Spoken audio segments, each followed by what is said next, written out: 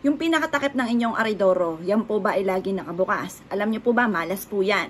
Kung yan po mga bossing ko ay laging nakabukas, kahit maraming blessing na pumapasok sa inyo mga bossing ko, diretso po yan sa mga strainer, sa mga butas na ganyan. Kaya dapat mga bossing ko, lalo na ang aridoro, yan po mga bossing ko ay tinatakluban. Dapat po mga bossing ko, ang inyo pong aridoro, isa rin sa laging dapat ay malinis. Kasi mga bossing ko, sinasabi po nila na diyan naglalabas-masok ang swerte at malas. Kung yan po ay madumi mga bossing ko, ang kadumihan ay sumisimbolo ng kamalasan. Kung yan po ay madumi ng gigitata mga bossing ko, yan po ay mas magiging mailap sa inyo ang swerte. Maaaring yan din na nagiging dahilan kung bakit ikaw po ay lagi na lamang walang pera.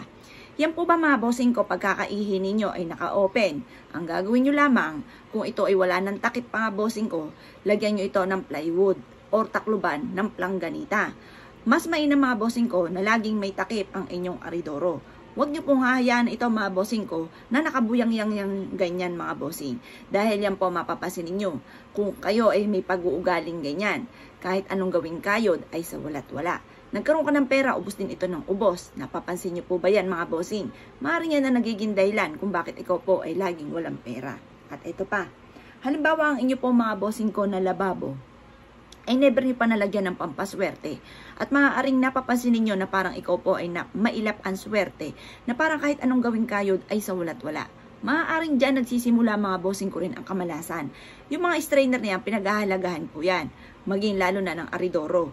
Ngayon pa mga bossing, yung strainer na yan mga bossing ko ng inyong lababo, or kaya po sa paliguan ninyo dahil may strainer din po dyan, or sa may gilid mga bossing ko ng inyong lababo ay may strainer din po dyan mga bossing, or kaya sa labahan po ninyo, mainam na gawin nyo po ito mga bossing. Kayo po mga bossing ko ay hulugan nyo ito ng tig-isang kutsara na asin mga bossing ko ang bawat strainer. At pagkatapos, ibubukas sa inyo pong bibig na itinatapon na lahat ang mga kamalasan ko at huwag ka na muling babalik pa.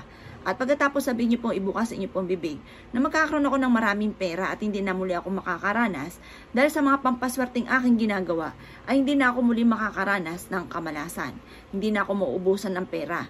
Marami pang pera ang darating sa akin. Ganun ang mga pag-wish, huwag kang gagamit ng sana. Kasi, once na gumamit ka ng sana, yan po mga bossing ko ay alanganin ka pa. 50-50 na matupad pa ko ng inyong hinihiling. Kaya dapat kung ikaw ay magwi-wish, direct to the point at naniniwala ka na mababago ang takbo ng inyong pamumuhay at hindi ka na muli mamalasin pa. O siya mga bossing ko, kung kayo pa mga bossing kayo napapasin ninyo na lagi ka na lang walang pera, lagi kang minamalas at ganyan ang sitwasyon ng inyong aridoro na laging naka-open mga bossing ko, kaya pagalitan yung mga anak ninyo kung yan po ay laging naka-open. Laging isasarado. Kaya lang minsan sa public toilet, pag nakasarado parang nakakatakot at baka makakita ka ng kakilakilabot. Ngayon pa mga bossing, ang ginagawa ko dyan, pina-flash ko muna. At pagkatapos, para, kumbaga pag walang flash, alam mo na kung ba't yan nakataklob.